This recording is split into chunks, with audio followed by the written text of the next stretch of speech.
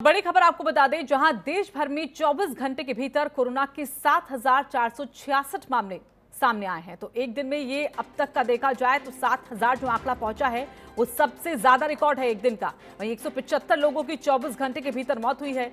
वहीं आपको बता दें कि देश में जो कोरोना की स्थिति है वो फिलहाल 1,65,000 को पार कर चुकी है, यानी कि 1,65,799 कोरोना के मामले देश में सामने हैं। वहीं अब तक 71,105 लोग ठीक हुए हैं। जैसे जैसे संख्या बढ़ रही है वैसे वैसे ठीक होने वाले लोगों की भी संख्या में इजाफा हो रहा है। लेकिन चिंता की बात यहां पर ये कि 7,000 का आंकड़ा एक दिन के भीतर कोरोना संक्रमित मरीजों का वो पार कर चुका है। 7,466 केस पिछले 24 घंटे के भीतर देश में सामने आए हैं। तो वहीं 175 लोगों की मौत भी हो चुकी है। पूरे देश में 1 लाख के पार मामला और 1,65,000 को अभी आंकड़ा पार कर चुका है। तो पहले जो भारत काफी निचले स्तर पर था, अब वो टॉप 10 की लिस्ट में आगे बढ़ता हुआ दिख रहा है कोरोना संक्रमित मामलों को लेकर। और ऐसे में 9वां जो स्थान है वो फिलहाल भारत का सामने आ रहा है। तो 1,65,799 कोरोना के मामले, जिस तेजी के साथ मामले बढ़ रहे हैं उसी के साथ फिलहाल कोरोना को लेकर जो स्थिति है वो फिलहाल भारत की 9वें स्थान पर बन रही है। और अमित दुबे फिलहाल हमारे साथ हमारे सहयोगी जुड़ गए हैं। अमित, 24 घंटे के भीतर अगर देखा जाए तो 7,000 पार कर गया है रोजाना का जो आंकड़ा देश में सामने आ रहा है। एक चिंता का विषय है क्योंकि जो रियायतें लॉकडाउन 4 में दी गई और अब ये लॉकडाउन 4th भी खत्म होने वाला है। लोग 5th को लेकर चिंता कर रहे हैं कि क्या वो एक्सटेंड होगा तो उसमें क्या कुछ रियायतें होंगी। लेकिन दूसरी तरफ देखा जाए तो मामले कम नहीं हो रहे, बढ़ रहे। तो क्या एक सख्त फैसला, सख्त एक्शन इसमें देखने को मिल सकता है?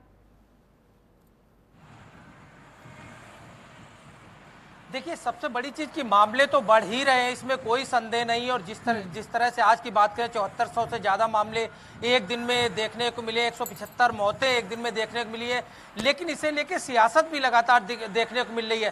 सफदरजंग हॉस्पिटल जो कि केंद्र सरकार के अधीन है और दिल्ली सरकार, दोनों एक दूसरे पे आंकड़े छिपाने का आरोप लगा रहे हैं। इससे पहले केंद्र सरकार ने भी पश्चिम बंगाल सरकार पे मौत के आंकड़े और संक्रमण के आंकड़े छिपाने का आरोप लगाया। तो अब सिर्फ जो आंकड़े निकल के आ रहे हैं कि एक दिन में 74 से ज्यादा लोग जो है वो संक्रमित हो रहे हैं और 175 ज्यादा मौतें, सिर्फ वजह वही नहीं है, आरोप प्रत्यारोप का दौर शुरू हो गया है। और जो मिलके तमाम हॉस्पिटल, तमाम केंद्र सरकार और प्रदेश या जो प्रशासन मिलके जो लड़ाई लड़ रहा था, वो चीजें कहीं अब अलग नजर आ रही है। सफदरजंग हॉस्पिटल कहता है कि 103 मौतें फरवरी से लेकर और अब तक जो है उनके हॉस्पिटल में कोरोना लेके हुई है, जिसकी लिस्ट जो है वो दिल्ली सरकार दी गई है।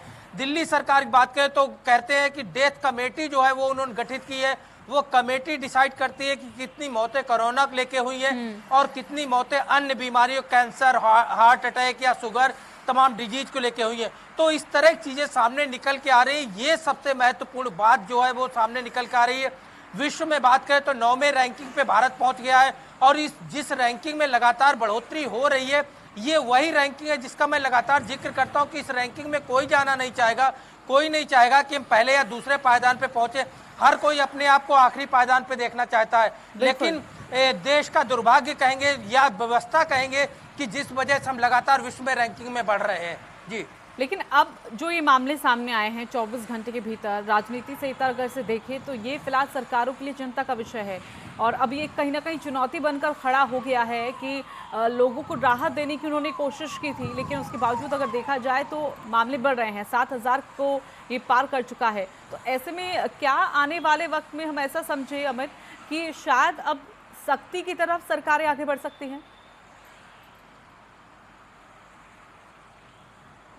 जी बिल्कुल। देखिए, लॉकडाउन 5 को लेके भी गाइडलाइंस मांगी गई। कल ही गृह मंत्रालय की, गृह मंत्री की तमाम मुख्यमंत्रियों से बात हुई, तमाम की सजेशन मांगी गई है। और शनिवार तक ये सब जब राज्यों की जो गुजारिश है, जो सजेशन है, वो जब मिल जाएगी उसके बाद केंद्र सरकार लॉकडाउन 5 के लिए नई गाइडलाइंस जारी करेगी। लेकिन अब चूंकि इसमें भी कोई दो राय नहीं कि अर्थव्यवस्था को ज्यादा दिनों तक रोका नहीं जा सकता है, कोरोना को लेके ही आगे बढ़ना है। प्रधानमंत्री भी खुद इस बात को कह चुके हैं। लेकिन सबसे बड़ी चीज की जो जिन व्यवस्थाओं की बात लगातार केंद्र सरकारें और राज्य सरकार कह रही थी, वो व्यवस्थाएं उस तरह की नहीं नजर आ रही है। आम लोग भी कहीं ना कहीं उस पर ढील बरत रहे हैं। दूसरी बड़ी चीज की पुलिस प्रशासन जिस तरह लगातार काम कर रहा है, पुलिस भी थक चुकी है। तमाम गाइडलाइंस जो है, जो तमाम चीजें हैं वो नजरअंदाज होती हैं, चाहे वो बसों की लेके हो, रेलवे को लेके हो या तमाम दुकानों को लेके हो। तो वो गाइडलाइंस जो बनाई गई थी वो गाइडलाइंस जमीनी स्तर पे नहीं दिख रही है और ये भी बड़ी वजह है। और यही स्थिति रही तो दिल्ली जैसी जगह में खासतौर जिस तरह से मामले बढ़ रहे हैं उन पे कंट्रोल करना और ज्यादा मुश्किल होगा। जी बिल्कुल मुश्किल होगा और ये आंकड़े कहीं ना कहीं अब सरकारों के लिए, प्रशासनों के लिए चिंता का विषय यहाँ पर बनकर रह गए हैं। देखना होगा कि आगे फैसला आंकड़ों को कम करने के लिए सरकारों की तरफ से क्या लिया जाता है। चलिए अमित, बहुत बहुत धन्यवाद आपका हमारे साथ जुड़ने के लिए।